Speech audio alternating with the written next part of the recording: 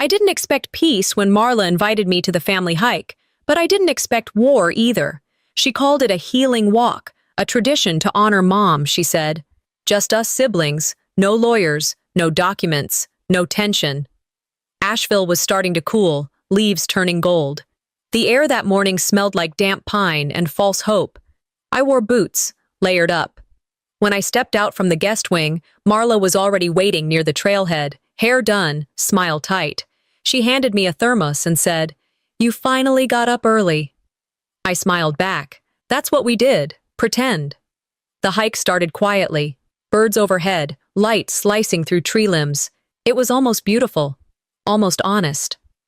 Marla made small talk. Dad was coping. Harlan was working too much. She asked how my business was doing, then cut me off before I could answer. Typical. I asked her gently why we hadn't talked after Mom's death. She said I'd been so sensitive at the funeral. "You cried so much people thought you were unstable." Then she laughed, not loudly, just enough to sound like she was half kidding. I didn't answer. I was learning not to. The trail narrowed. Marla stepped ahead, motioning me to follow. "Careful," she said, without turning back. "It gets slippery." And then, it happened. She reached her hand toward me, not quite offering it. Just, there. I stepped toward her, and her arm moved. Not back, not up, just enough to make me believe she might steady me, but she didn't. I slipped.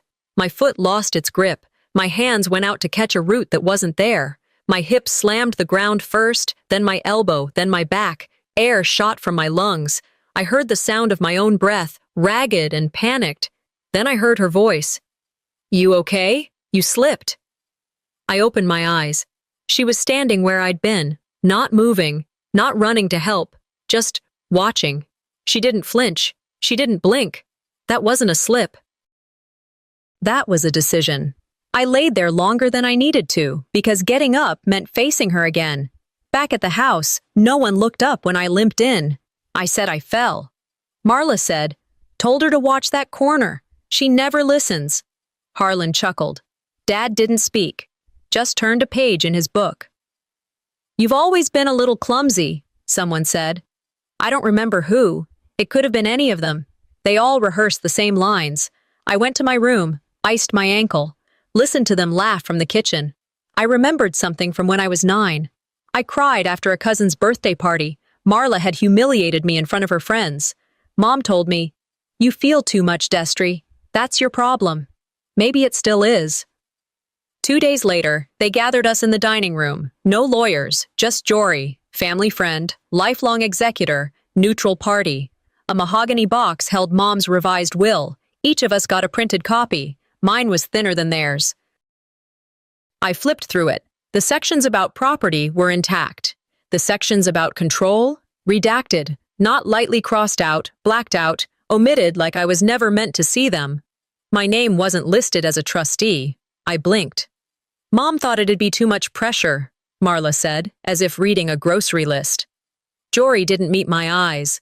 He tapped his pen, then nodded as if he agreed. Harlan leaned back, silent. Dad coughed into his napkin. "We all have different roles." I looked at the paper again. My hands didn't shake. I thought they would, but they didn't. That wasn't a will. That was a warning. I folded the document, slid it back into the envelope. The room buzzed with nothing. No one stopped to ask how I felt. No one checked if I was okay. They're erasing me, and no one's stopping them. I showed up to the brunch like I hadn't fallen down a hill 2 days before. My ankle still stiff, my ribs sore, but I wore a long skirt and kept my back straight.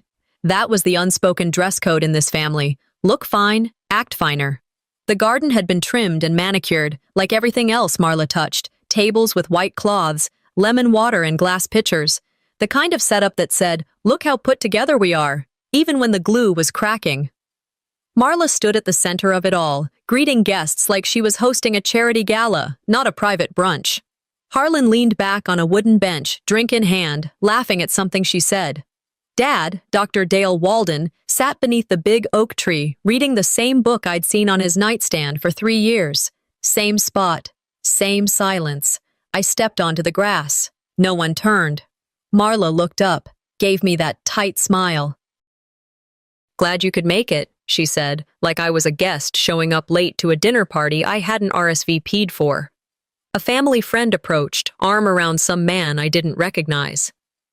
"This is Destry," she said to him, smiling. "Cousin from out of state." Marla didn't correct her. That's when it hit me. They weren't fighting me, they were skipping me. Harlan raised a glass later that morning. Everyone stood around, forks paused midair. "To Marla," he said, clear and warm, "for being the spine of this family through everything." He looked at me when he said it. Not long, just a flicker. Then he added, "Some of us carry the weight. Others feel it more intensely." The crowd chuckled, clinked glasses. I didn't. That line, it wasn't new. I'd heard versions of it my whole life. When Marla lied and I cried, I was too sensitive. When I asked questions, I was disruptive. That toast wasn't flattery, it was framing. This is how they do it. Rewrite the story. In public. With applause, I didn't speak. I should have, but I didn't. And that silence, God, it felt louder than if I'd screamed. Afterward, I helped collect plates like nothing happened. I walked the table, picking up glasses, folding napkins. I wasn't trying to help. I just needed to move. That's when I saw it. Marla's wrist. The bracelet. Thin gold, with a tiny sapphire in the center. Our mother's favorite. She wore it every day until the day she died. "Where'd you get that?" I asked. Marla looked down, then back at me. "This?" she said casually. "Mom gave it to me." I blinked. "No, she gave that to me when she was in the hospital." "You must have misunderstood," she said, just loud enough for the others nearby to hear. "You know how memories get blurry." I felt something slip in my chest. Not anger. Not even grief.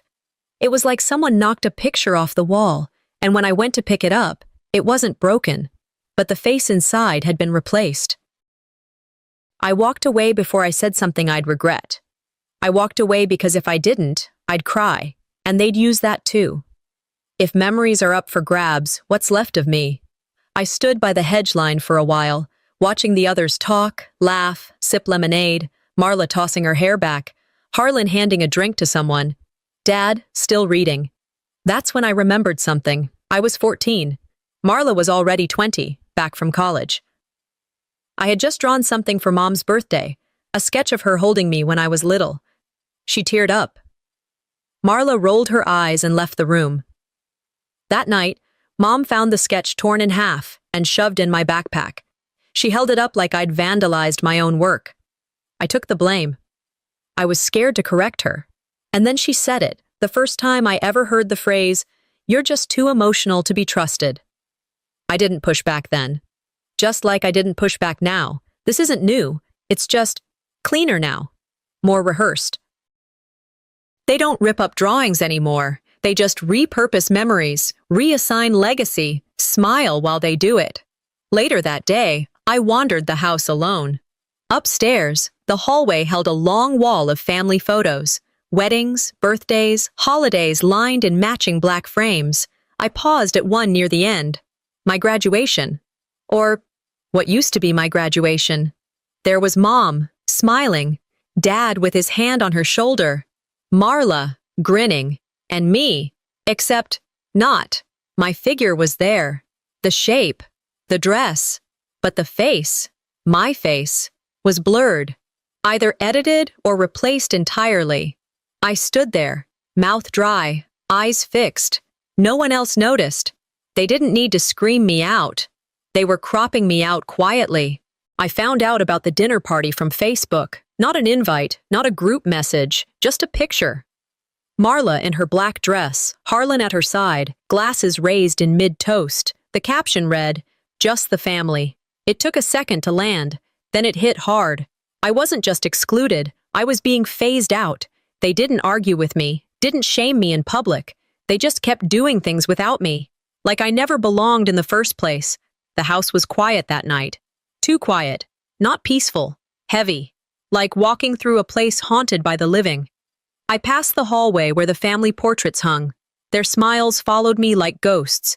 Every corner whispered things I couldn't unhear. You're not needed. You're not part of this. In the kitchen, there was leftover cake from the party. No one offered me a slice. No one even asked if I was okay.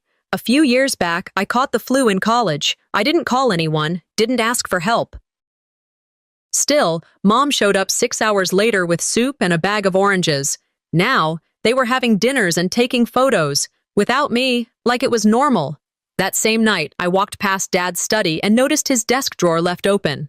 Something about it stopped me. I wasn't snooping, I wasn't hunting. But I looked anyway. Inside was a slim manila folder labeled Family Holdings, Private. I flipped it open. It looked like estate paperwork, nothing I hadn't seen before. But then I saw my name, my full name, printed neat and official. Under it, emotional instability, advised not to manage estate assets. I blinked, read it again. It wasn't a diagnosis. It was a declaration. Strategic, intentional, cold. My hands didn't shake. Not because I wasn't furious, but because I wasn't surprised. They didn't just erase me. They documented why I shouldn't exist, on paper, with ink, in the kind of font you can't argue with.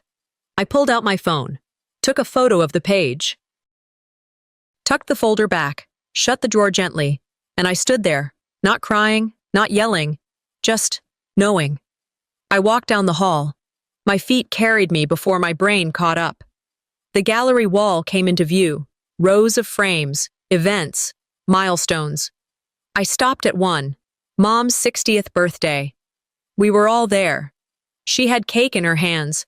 I remember because I baked it, carrot with pecans. I looked at my spot in the photo. I was holding the edge of the cake tray, smiling, barely in frame, but I was there. Except now, I wasn't. My face was blurred, not shadowed, not faded, digitally removed, or replaced. Clean, precise, deliberate. Nobody said a word about it. Nobody had to. They weren't yelling me out of this family. They were erasing me in high-resolution silence. Later that night, I lay in bed staring at the ceiling.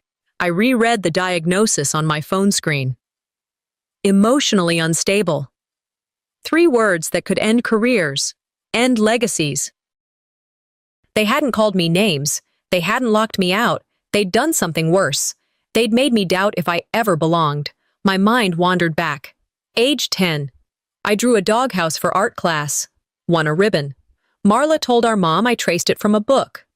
Age 16. The neighbor's dog died. They said I forgot to feed it. I never touched the leash. College. I lost a necklace. Marla found it, gave it back to me a month later, said she was testing my memory. Little things, always little things. Mom used to say, "Destry, you remember too much." No, Mom, I remember just enough. My therapist once told me, the cruelest kind of erasure isn't forgetting, it's being remembered wrong. That night, I opened a blank notebook, wrote only one sentence. They've been preparing for this for years. The next morning, I walked past the same photo. I didn't look at the people. I looked at the glass. I saw my own reflection, still standing. If they'd rewritten my part in this family, then maybe it's time I start writing my own. 2 weeks passed. Nobody said a word about what happened at brunch. No apologies, no explanations, just radio silence wrapped in family smiles. Then, an email arrived from Jory Anders. Subject: Wellness Follow-Up. He called it a routine step, part of finalizing the estate proceedings. A simple health evaluation, he wrote, to ensure clarity moving forward. I read the email twice, then once more before closing my laptop. It wasn't about health. It was about leverage. Still, I went. Not because I trusted them. I didn't. But I needed them to see that I wasn't afraid to sit in their rooms, face their systems, speak in their language. I knew if I refused, they'd say I was unstable. If I agreed, they'd say I was compliant. Either way, I was cornered. The clinic was sterile. The kind of place that plays spa music to distract you from how cold the chairs feel. The therapist introduced herself like we were old friends. Her office smelled like eucalyptus and laminated betrayal.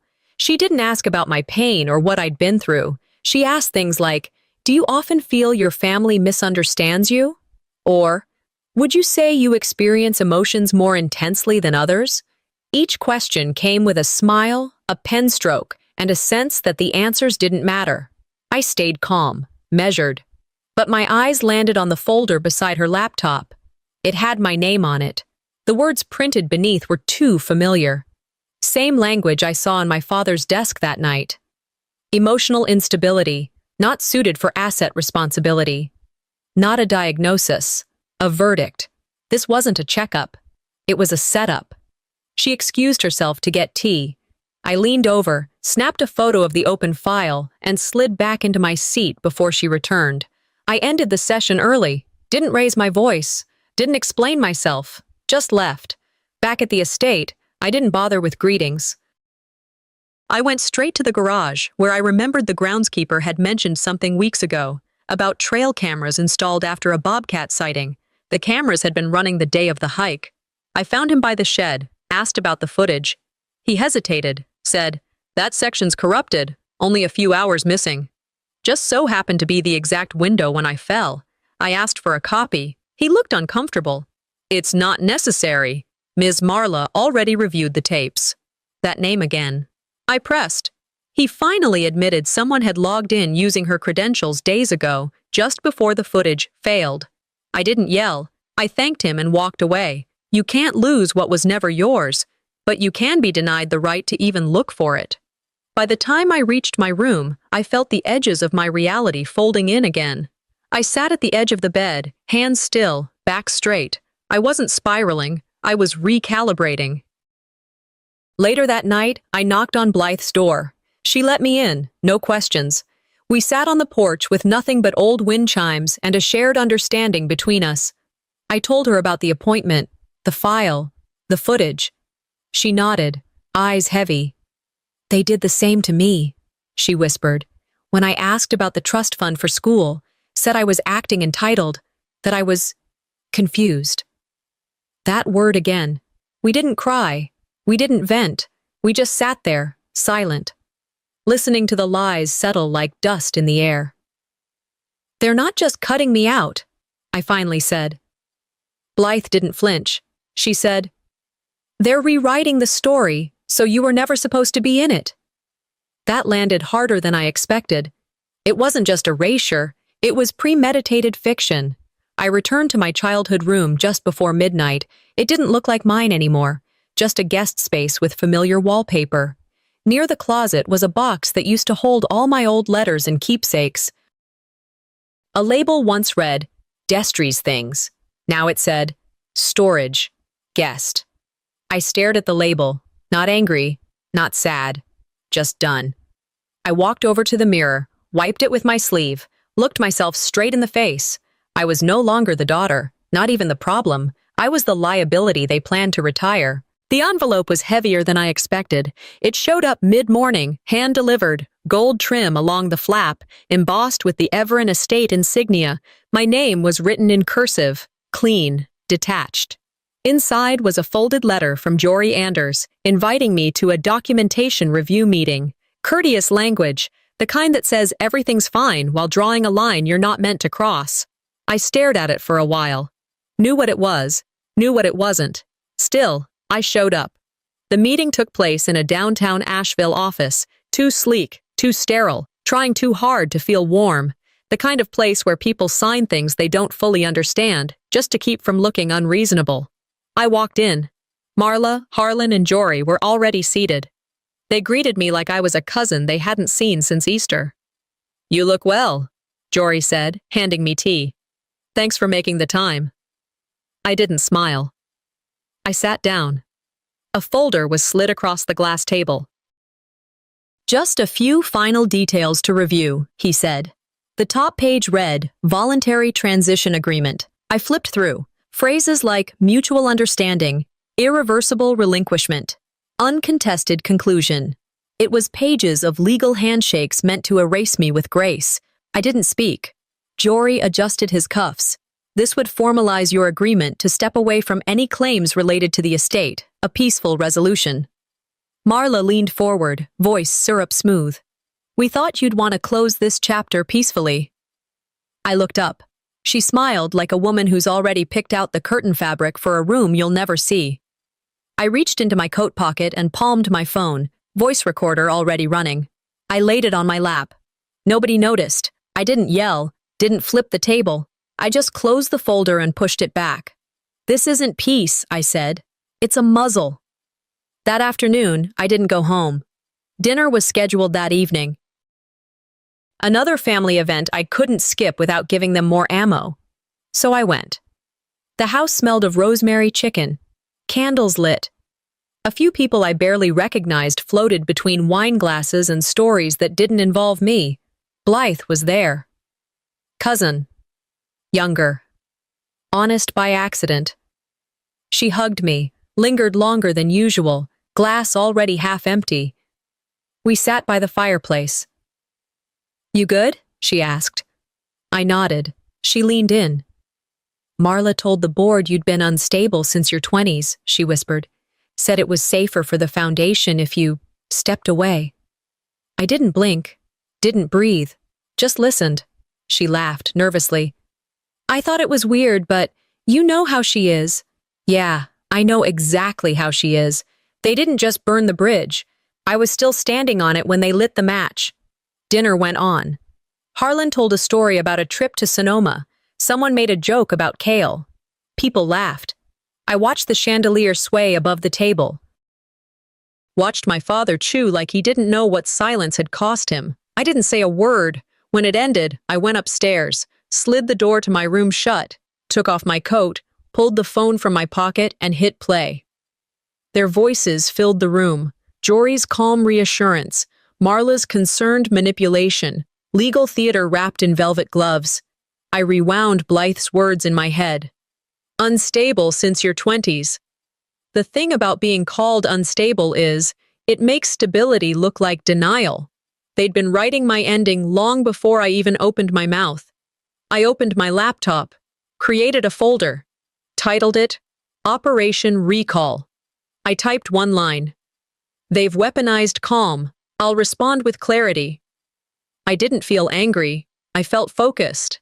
And if I was once the quiet one, it's only because I was taking notes. The envelope was thin, government kind of thin. I found it tucked in the mailbox at the edge of the property, halfway buried under flyers and grocery coupons, forwarded from my old address. The return label was from the insurance provider. I wasn't expecting anything from them. I opened it standing right there in the driveway. Termination notice. I read it once. Then again, coverage discontinued. Effective immediately. At the policyholder's request, I called the number printed at the bottom, pressed through the prompts, waited on hold with the kind of patience that doesn't come from calm, but from being burned too many times to flinch anymore. When I asked for clarification, the voice on the other end didn't hesitate. "It looks like the change was initiated by Marla Everin. She's the listed primary." Of course she is. Not a heads up, not a conversation, just a click, a quiet delete. No accident, no surprise. I stood there a long time after the call ended. Mail in hand, wind brushing past me like nothing had happened. I wasn't even a loose end anymore, just a liability line they cut. That night, I couldn't sit still. Every room in the house felt off balance. Every drawer I opened seemed emptier than the last. So I climbed up into the attic. There was a box there labeled Destry.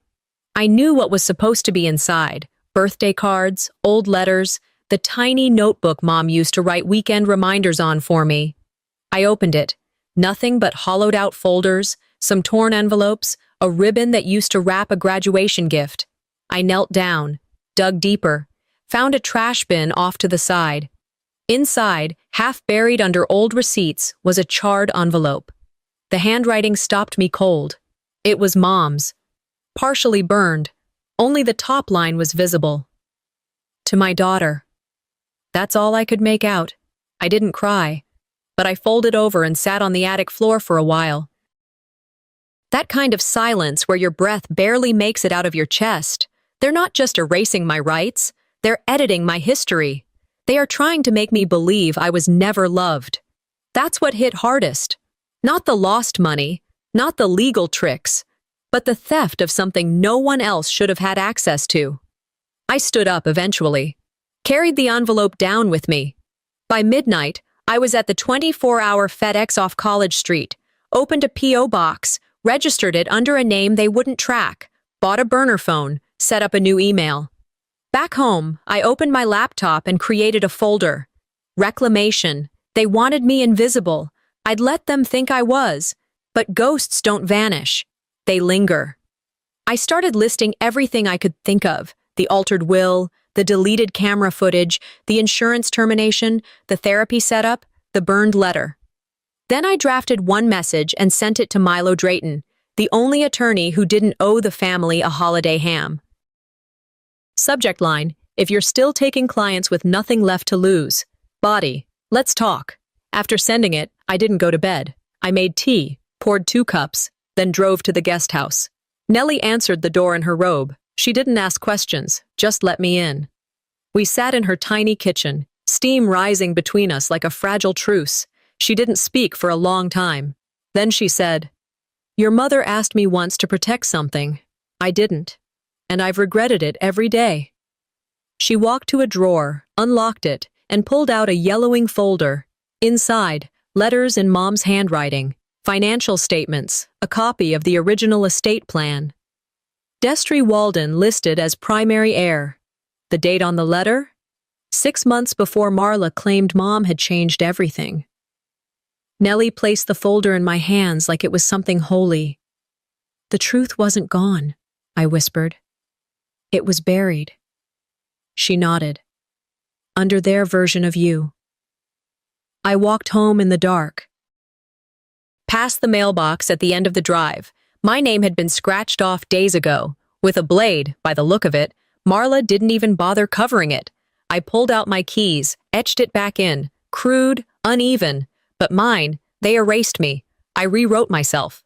The envelope was on the floor when I came home. Plain manila, no stamp, no sender. Inside was a USB drive. Sharpie scrawled across the surface. "Look." No salutation, no threat. Just that word. And it said more than anything else had in weeks. I didn't sit down, didn't breathe deep or hesitate. I plugged it into my laptop. The first folder was titled Internal. Inside were emails between Marla and Jory, dated months before Mom died.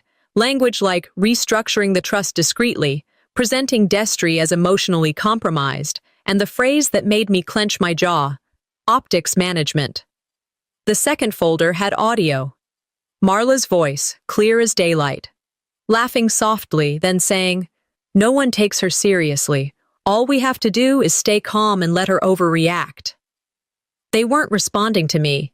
They were orchestrating around me. It wasn't about legality. It was about shaping reality. I didn't feel surprise. I felt sharpened. At the bottom of the USB contents was a text file. One line: "They underestimated you.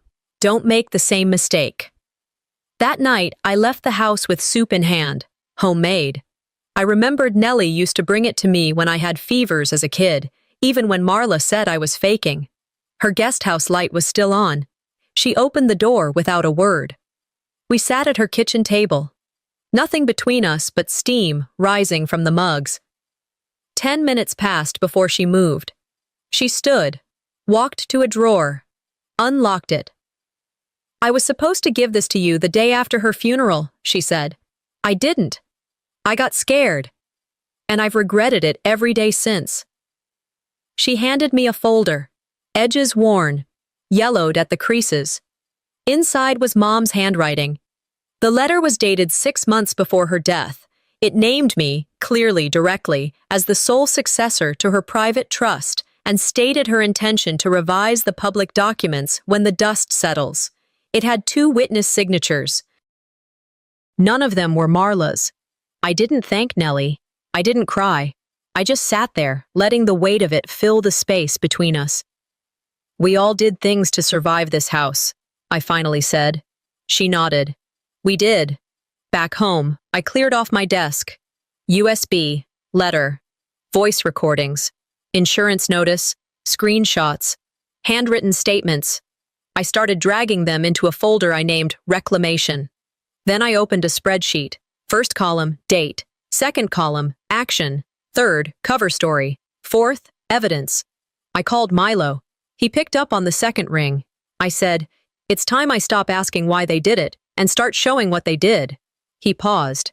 Then, "You don't need revenge. You need leverage." That stuck with me, because I didn't want to destroy them. I wanted to outlive the version of me they built. Later that night, I pulled my old sketchbook from the bottom drawer, the one Marla had torn up when I was 14. I'd taped it back together, page by page. In the back cover, Mom had once written a quote in pen: "Truth doesn't beg to be seen, it just waits to be revealed." I copied it onto a fresh document, named it Opening Slide. Not for court, not yet, but for something real. I wasn't here to scream anymore. I was going to speak so clearly they'd choke on their own silence. The next morning, a courier knocked on the door. No signature required, gold seal on the envelope. Inside, an invitation to the Everin Foundation's quarterly board meeting. Marla listed as the keynote speaker. Date, time, location, all formal. I folded the paper neatly, slid it back into the envelope. Then I smiled. Perfect. I arrived 15 minutes early, not because I was eager, because I wanted the room to see me walk in first, not last. A muted gray suit, no jewelry, no gloss. I wasn't there to dazzle. I was there to end something. The ballroom looked like a wedding venue, polished floors, linen-covered chairs, and centerpieces that matched Marla's outfit. She was standing by the far wall, talking with a group of board members like they were old classmates, laughing, touching arms. I didn't bother waving. Jory caught my eye, gave a slight nod, then moved on like I was a vendor here to service the coffee. Dad sat alone toward the back, reading papers, or pretending to. Harlan kept to the periphery, half in, half out. I took my seat in the back corner, where they'd want me, where they thought I'd behave. Marla opened the meeting with her usual poise. "Thank you all for coming," she said, as if none of us had a choice. She launched into a new initiative, Preserving Legacy Through Vision. A fancy name for a recycled pitch. She talked about art therapy, digital family archives, charitable expansions tied to Lucinda's name. But I didn't need to listen, because I'd heard every word before. They were mine. 2 years ago, sitting beside Mom's bed, I told her about a program that would help preserve memories through creative sessions for families facing grief. I drafted the proposal. Mom loved it. Marla hadn't said a word then, but apparently she'd been listening. I opened my tote, pulled out crisp packets I had prepared the night before, emails, drafts, original timestamps, printouts of my design mock-ups. I stood and began handing them out, one by one, quietly, directly. By the third row, people were whispering. A woman near the front cleared her throat, loudly. Marla paused but kept talking. Her voice cracked for the first time. Then came the slide with budget figures. One line item, consulting services J. Connors, holdings $175,000. I stood again, didn't raise my voice. "Before you approve this initiative," I said, "you might want to know where that funding really went." I handed out another sheet, short, direct, undeniable. The company was a shell, registered in Harlan's name, connected to a private account siphoning from the family estate. Marla froze. Jory stood up, attempting to defuse. I turned toward him. "Interfering with fiduciary records is still a crime in this state.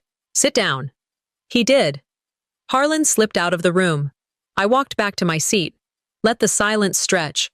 And then, Marla spoke again. She picked up the mic with a smile practiced too many times. "Destry has always been emotional. That's why these conversations are so difficult." There it was, not new, but now, public. I nodded, clicked the remote in my hand. A slide filled the screen behind me. A quote from our family therapist. Signed. Dated. Destry's approach is structured, observant, and intentional. Emotional suppression from family members has caused greater regression than any internal factor. Silence. Then murmurs, one voice cut through. Then why were we told otherwise? The shift was physical. Heads turned, from her to me. Marla's hand stayed frozen on the podium. I didn't smile. I said, being emotional never made me wrong, but hiding the truth, that makes you all part of the story now. They sat there. No one moved. A silent vote followed. Result: Marla suspended from all leadership roles pending investigation. Jory removed as legal counsel. My mother's handwritten letter, naming me heir, entered officially into the record. They offered me a board seat. I declined, but I did say one thing before I left. If this foundation wants to mean something again, start by telling the truth, even when it's inconvenient. I turned, walked down the aisle. They parted the way, not out of fear, out of respect. People expected fire. After everything that happened at the board meeting, they thought I'd want revenge, lawsuits, public statements, maybe even my name etched across the front of the estate. But I didn't want any of that. What I wanted, what I needed, was quiet. Not silence, not denial. Just the kind of quiet that comes after a long, bitter storm. Marla vanished from the spotlight. Harlan resigned from the architectural firm quietly. The foundation paused public operations. The headlines faded faster than I expected. Blythe emailed me the week after. "I'm proud of you," she wrote. Just that. Milo updated me every few days. Investigations were ongoing, but I told him I wasn't interested in watching them fall apart, because I didn't want to watch anyone fall. I just wanted to stop bleeding. Mom once wrote, "Truth doesn't beg to be seen, it just waits to be revealed." I think she was right. The next morning, I walked into the new outreach center. The name on the front desk wasn't mine, but close enough. Walden Resource Wing. I hadn't asked for that, but someone added it anyway. It made me pause, not with pride, but with a kind of gratitude I didn't have a word for yet. Inside, the space buzzed with soft energy, people unpacking boxes, hanging signs, flyers for therapy groups, creative workshops, grief circles, none of it glossy or branded, just real. I passed through the hall and stopped outside room 3. A young woman inside was unpacking binders. She looked up, wide eyes, nervous smile. "I'm Rosa," she said. "Sorry, I didn't know if this was your space or—" "It's yours," I told her. "You work here now." She hesitated, then said, "I almost didn't apply. Didn't think I was the type." I smiled. "That's exactly why we wanted you." I used to beg for a seat at their table. Turns out, I could build my own. Later that week, I met Dad at the bench Mom used to sit on every fall. We hadn't spoken since the vote. He looked older, not fragile, just smaller. "I didn't know how to protect you without upsetting your sister," he said, almost to himself. I didn't let him off easy. "You didn't have to protect me," I said. "Just believe me." He handed me a faded envelope. "Your mother wrote this, never sent it." The letter was gentle, full of pride, a little regret. I didn't cry. We sat there a while, not as father and daughter, not really. Just two people sharing the same missing person. Not all silence is avoidance. Sometimes it's just grief, learning how to breathe. One afternoon, I returned to the estate. The hall of portraits had been updated. My photo was back where it belonged. I didn't stop. I walked to the study. The bracelet was there, on a tray, clean, untouched. I picked it up, held it in my palm for a minute, then placed it in a display box right next to Mom's letter. I added a plaque beneath it, "Truth returned." Outside by the mailbox, my name was still faintly etched in from weeks ago. I didn't erase it, didn't carve it deeper either. Some scars don't need healing, they need remembering. That evening, back in my apartment, I wrote a letter. Not to my family, not to Marla, to myself, 10 years ago. I wrote what I wish someone had told me then. They don't get to decide your worth. That's a contract you write with yourself. I folded the letter, wrote one line on the envelope. "Open when you forget." Set it next to a framed quote from Mom. Then I stood by the window, watching the leaves fall. They tried to erase me. Instead, they ended up writing the most unforgettable part of my story.